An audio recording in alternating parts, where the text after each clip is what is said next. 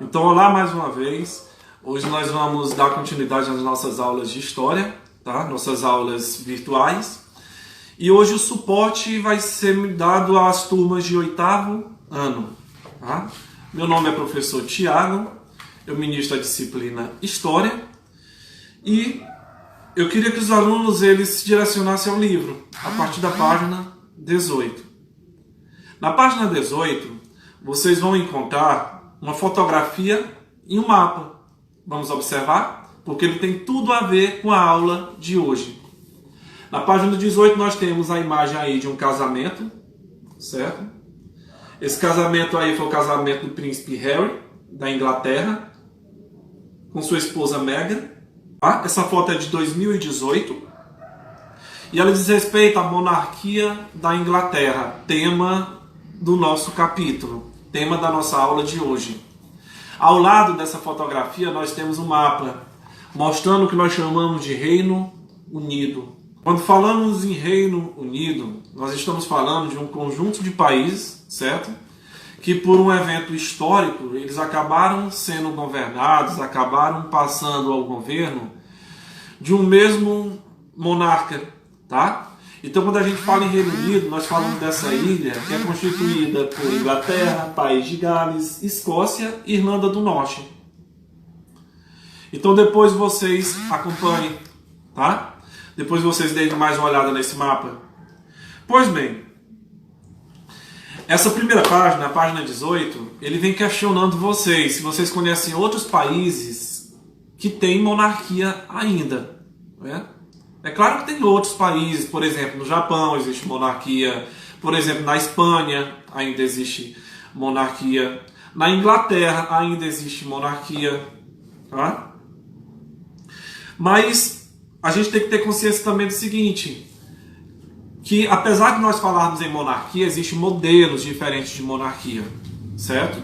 Por exemplo, hoje na Inglaterra existe um tipo de monarquia chamado monarquia parlamentarista, ou seja, existe uma rainha, a rainha Elizabeth II, né, com toda aquela simbologia, mas quem manda de fato na Inglaterra não é a rainha, é o chamado primeiro-ministro, o líder do parlamento inglês. Mas aí tu se pergunta, então para que manter um rei ou uma rainha se ele não manda? Por uma série de questões, inclusive questões culturais. Na Inglaterra já se tornou uma questão de tradição mesmo, é uma coisa que a população valoriza, é uma questão que já faz parte da história deles. Então eles mantêm essa figura da rainha Elizabeth lá, né? Só que, repito, como lá na Inglaterra é uma monarquia parlamentarista, quem manda não é o rei e nem a rainha, quem manda é o primeiro-ministro. Mas quando foi que isso aconteceu? É isso que nós vamos ver a partir de agora. Essa situação de monarquia parlamentarista é nos dias de hoje. No passado era diferente, certo? Até o século XVII, bora voltar um pouco aí no tempo, até o século XVII, o tipo de monarquia na Inglaterra era outro, era o que nós chamamos de monarquia absolutista. O que era essa monarquia absolutista? Lembram quando nós falamos que os iluministas lutavam contra isso? A monarquia absolutista era um tipo de governo no qual um rei ou uma rainha, ele tinha poderes ilimitados. Ele tinha tantos poderes, esse rei ou essa rainha tinham tantos poderes que não respeitava a ninguém, só respeitava a própria vontade.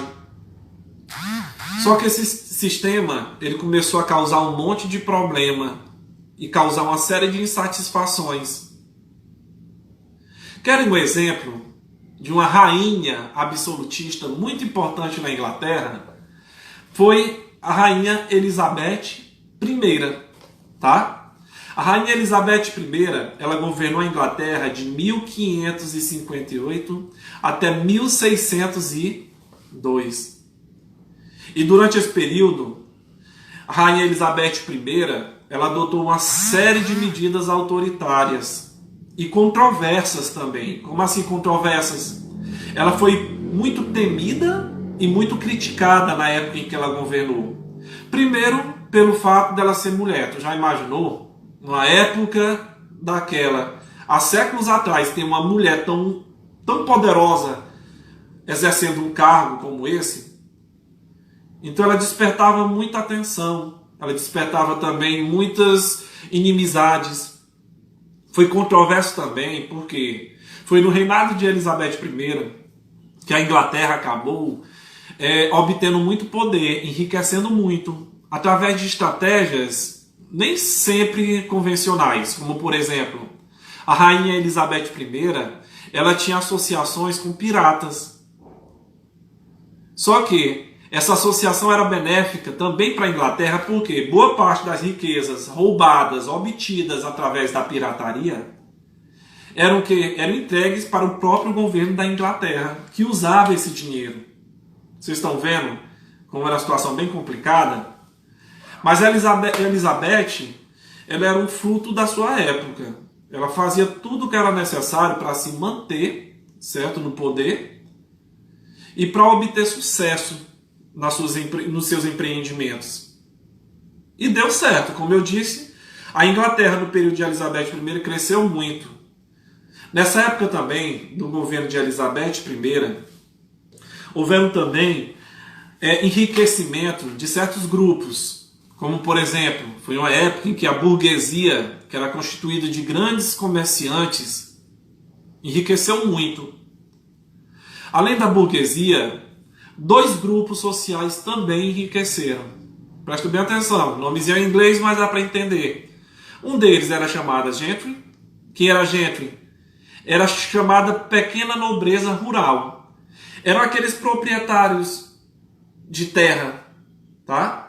Porque naquela época, quem era rico é quem tinha terra. Quem tinha poder é quem tinha terra. Então, essa gentry, essa pequena nobreza rural, ela enriqueceu muito nessa época. Mas não foram só eles dois, não. Não foram só a burguesia e a gentry, não. Existia um terceiro grupo que também enriqueceu muito naquela época. Eram chamados yeomen. Esses yeomens, eles eram o quê? Pequenos proprietários rurais. Ou seja, também proprietários de terras. Tá? Também proprietários de terra. Esses yeomen, eles não tinham grandes títulos como a nobreza, mas pelo menos tinham terra. E repito, se alguém tinha terra numa época como essa, no século XVI, XVII, a pessoa tinha poder. E esses grupos, eles acabaram enriquecendo muito. Para completar e favorecer ainda mais esses grupos, na época foi criada uma lei na Inglaterra. O nome dessa lei era cercamento. Olha o que consistia a lei de cercamento. Nessas terras, moravam muitos camponeses, muitos trabalhadores pobres. Pessoas que na época viviam nas terras de forma comunal, coletiva. Com a lei do cercamento, tudo isso vai mudar. Por quê? Com a lei do cercamento, como o próprio nome está indicando, essas pessoas mais ricas e poderosas poderiam cercar essas terras. Uma vez que ela cercasse essas terras, ela se tornaria dona delas. E uma vez que essas pessoas, como por exemplo a gentry e os yeomen, se tornassem o quê? Donos dessas terras, eles poderiam expulsar as pessoas que tivessem nelas. No caso, quem é que foi expulso das terras? Os camponeses. E aí tu me pergunta, professor, mas por que eles cercavam essas terras? Cercavam principalmente para criar ovelhas. Naquela época a lã tinha ganhado uma significativa importância. Então era muito vendida, era muito comprada, dava muito lucro. Então o que é que esses proprietários faziam? Essas pessoas ricas e poderosas, repito, cercavam as terras, expulsavam esses camponeses e nessas terras eles iam criar ovelhas. O problema é que isso gerou um grande êxodo rural. O que é êxodo rural? Várias pessoas que antes viviam na zona rural, depois de terem sido expulsas, eles tiveram que morar nas cidades. E aí começava todo aquele problema. Eles chegavam nas cidades sem emprego, sem ter onde morar, sem ter o que comer. e tinham que viver de alguma forma. Alguns viviam mendigando nas ruas, outros caíram na bandidagem e outros começaram a vender sua força de trabalho. Começaram a trabalhar nas fábricas que estavam surgindo na Inglaterra. Na página 20, nós temos uma imagem. Pode estar distante a imagem, mas vocês estão com o livro para acompanhar.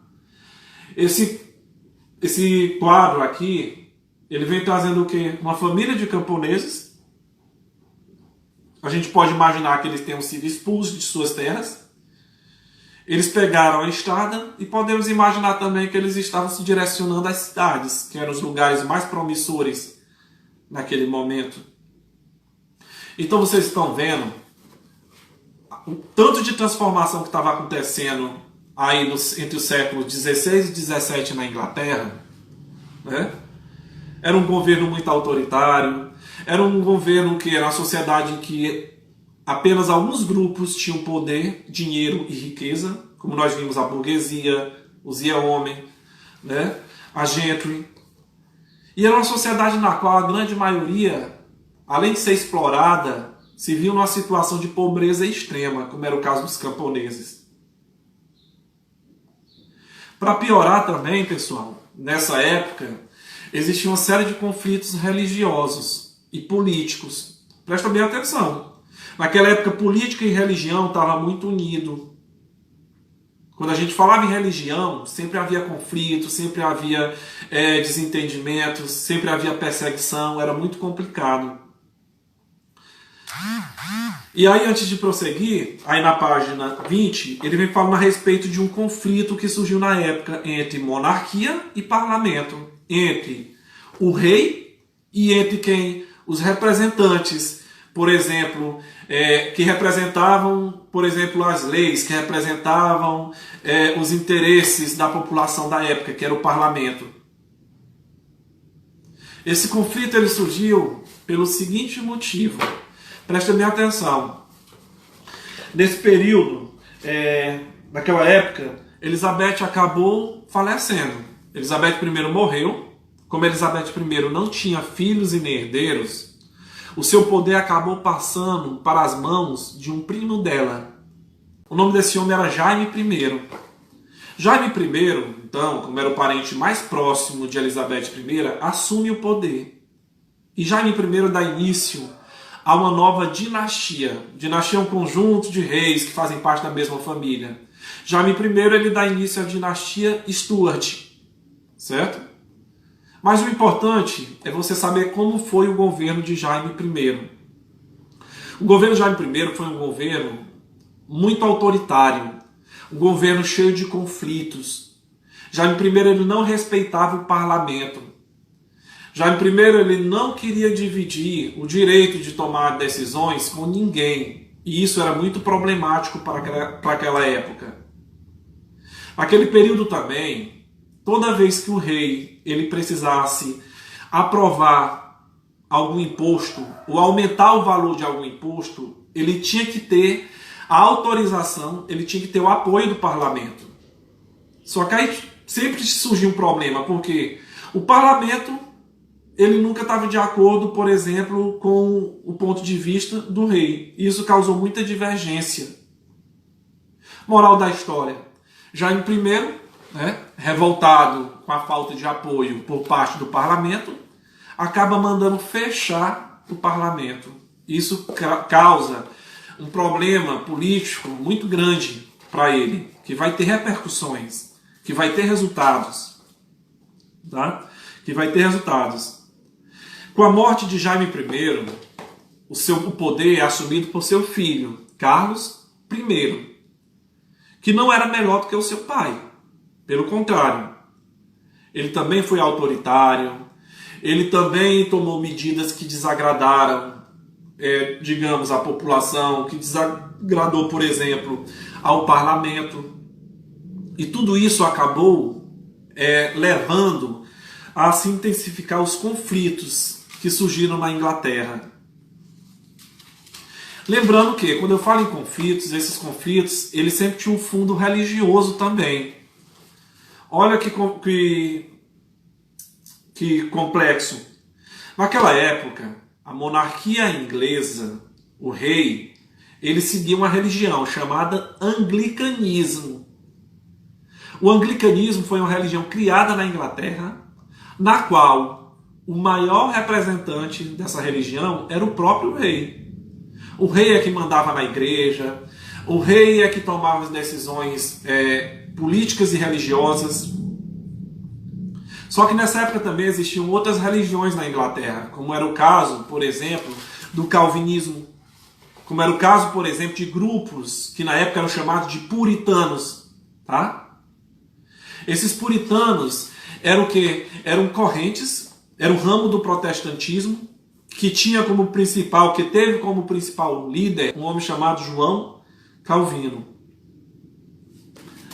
Na época, os puritanos na Inglaterra eram chamados de calvinistas.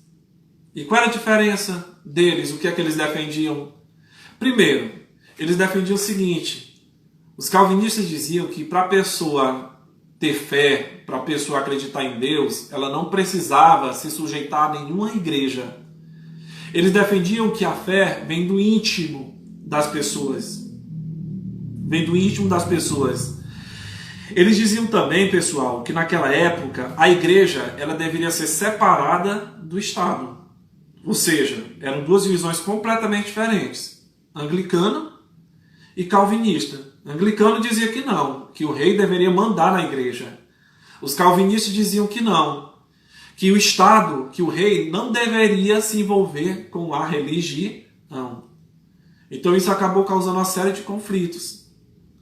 E para piorar nessa época, olha o que acontece. O rei, repito, ele era o quê? Ele defendia, ele era favorável ao anglicanismo, certo? O rei naquela época também, ele tinha apoio de determinados grupos. Por exemplo, o rei ele era apoiado pela alta nobreza, pela burguesia monopolista, que era um grupo da burguesia mais rica e que tirava muita vantagem do apoio do rei, certo? E do outro lado nós tínhamos o parlamento. O parlamento já era apoiado por grupos como a burguesia comercial, certo? Que era aquela que obtinha o que? As suas riquezas através do comércio, principalmente comércio marítimo e o manufatureiro. Era apoiado, lembra lá, pela gentry, que era a nobreza rural, e pelos yeomen, que eram os pequenos proprietários rurais.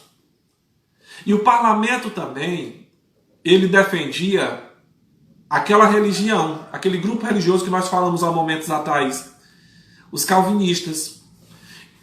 Ao final da página 21 do livro de vocês, nós temos um esquema explicativo, que ele mostra, a imagem está péssima, ele mostra esses dois grupos, de um lado o rei, os apoiadores do rei e a religião que eles seguiam, do outro parlamento, os apoiadores do parlamento, e no final a religião que era o que? Defendida pelo parlament, que era seguida pelo parlamento. Moral da história, pessoal. Religiões diferentes, interesses diferentes, grupos sociais diferentes, isso vai causar o quê? Uma guerra civil. Vai acontecer uma guerra civil na Inglaterra do século XVII. Essa guerra civil ela vai durar de 1642 a 1649, tá? E o motivo principal dessa guerra é esse.